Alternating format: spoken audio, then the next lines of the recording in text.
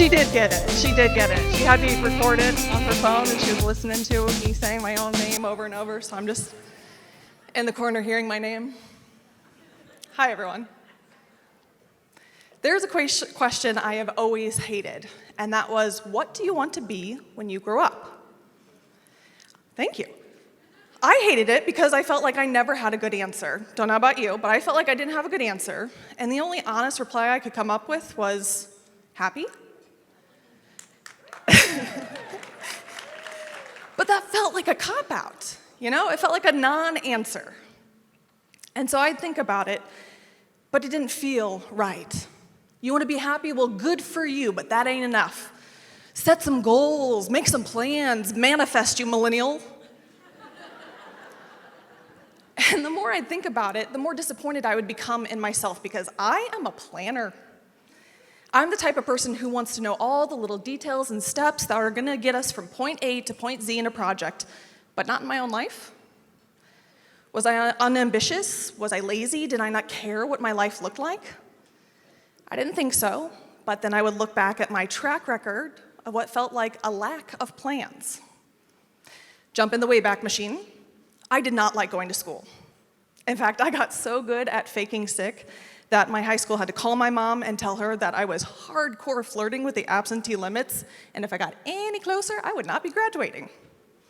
Which I did, but the run up to that milestone was even worse because that's when people really were asking me, what do you want to be when you grow up? You may only be 18, but now is the time to decide what the rest of your life is going to look like. Really? My life experience up until that point consisted of learning how to illegally download music and living that Midwest burbia life. I was not qualified to make that decision, but I had to, and I did know that the only times I was excited to go to school was when I knew I had theater rehearsals afterward. So I thought, well, I don't really have a better plan, so I guess I'll be a theater major. And away to Butler I went.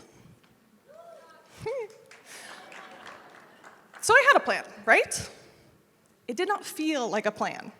It felt like a lot of hormones, wholly new social situations, and I'm not that social to begin with, and a lot of options.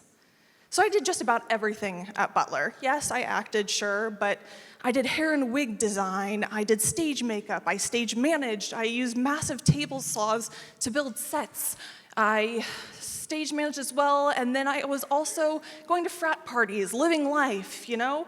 I lived, laughed, loved, waited tables. It was a wild ride. And that is how I have typically described my life to people.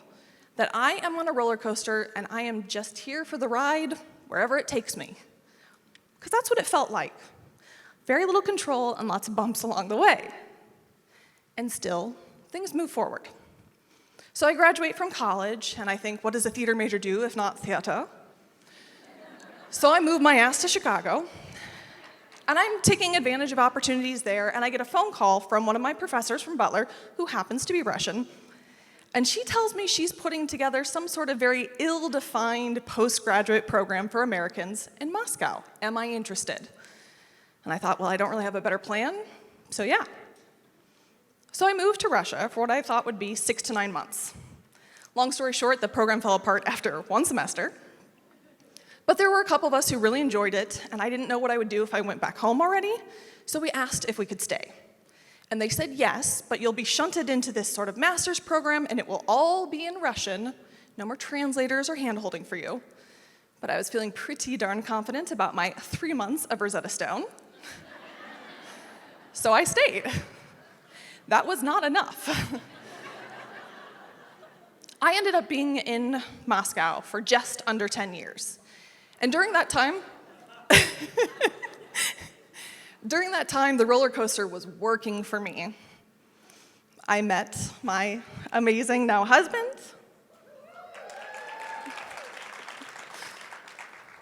And a lot of things just kind of fell into place.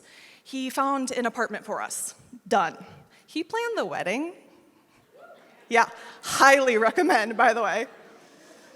I needed a job, and somebody told me they could get a high-paying one at a news network who would also handle my visa. Done. Because I didn't have a better plan. But when I finally did admit to myself that I could no longer work at that god-awful tragedy-chasing propaganda-fueled company, I did the other things that presented themselves to me. Voiceover work, translations, whatever. But deep inside, I felt like I was failing as an adult. I was over 30, I had a husband, a kid, I was pregnant with my second one. My savings were laughable. In fact, I kept them in an envelope in the top of my closet. Very grown up. And I had nothing but freelance work. That's not what it's supposed to be like, right? Well, the roller coaster threw me a bone. I happened to catch up with a friend from college, who's in the audience, and she had founded a content production company, and she asked me, so are you interested in looking for new work? And I said, yeah. So there I am contracting for a new company in a field I had never worked in before, but it was going well. I was learning new things, I was kind of getting more and more responsibilities, I had my son, no big deal. And then one day, everything became a very big deal. You know that part on some roller coasters where you are rocketing up a hill right before a big drop? Think about what it would feel like if you did not know that drop was coming. You're just trucking along, and then your heart falls out your ass. I'll try not to go too far in the rabbit hole here, but as some of you will recall, in early 2022, Russia did the unthinkable and invaded Ukraine. And I suddenly find myself living with my family in a fairly volatile environment. We suddenly didn't know if I should speak English with my daughter when we went out on walks. Suddenly, the mom and pop bakery right by our house, whose owners loved to take my daughter in the back and show her what they were baking, they had a sign up in their window that declared their support of the war, their support of Putin, their support of anti-Western sentiments. Westerner? So? That's okay, you could have laughed. But we packed up our lives in 7 suitcases and left. We did not have a better plan than to bebop between Turkey and Georgia, the country, not the state. So that's what we did. Amazing places, but I did not want to be there. This was not a ride that I had chosen to get on. This is one that I was violently forced onto, blindfolded backwards and cursing like a sailor.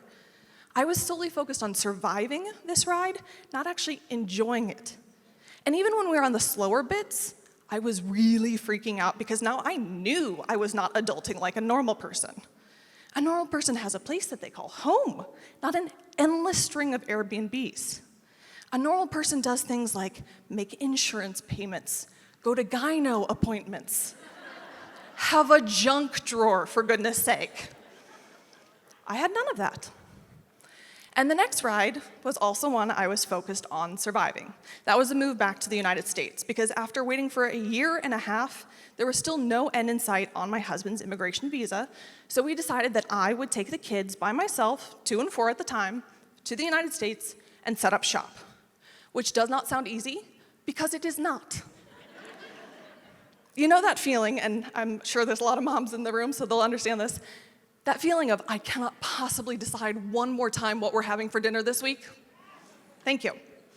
It was that, but on an epic scale. What school did the kids go to? What car do we get? What furniture do we need? Where are we gonna live? And what's for dinner? So anytime a decision could be made for me, I let it. My friend recommended a preschool, great. My parents were willing to sell us their second car, great. My mom wanted to pick out half of our furniture, great. I did not have the energy to have a better plan at that point. And still, things move forward. My career has progressed more in the past 3 years than it did in the first 33. Thank you. Every time I've been asked, do you want to do something else, something more, I've thought, I did not plan for that, and I am certainly not qualified, but sounds great, so yeah. Buckle up, buttercut, let's ride. And now I am on the leadership team of an amazing company where I am probably learning more on the daily than my 2 tiny humans combined. But when somebody asked me again recently, where do you want your career to go? What do you want to do? The adult version of, what do you want to be when you grow up? My answer was still just, be happy. And I think I'm ready to be content with that answer, to fucking own it.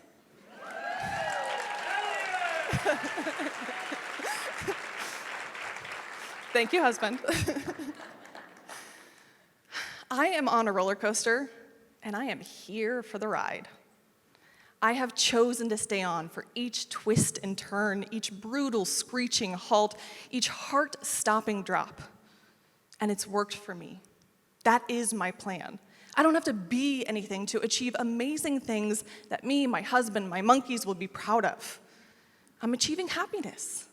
Because you don't have to have a clear, laid-out plan from point A to point Z to have a great fucking life.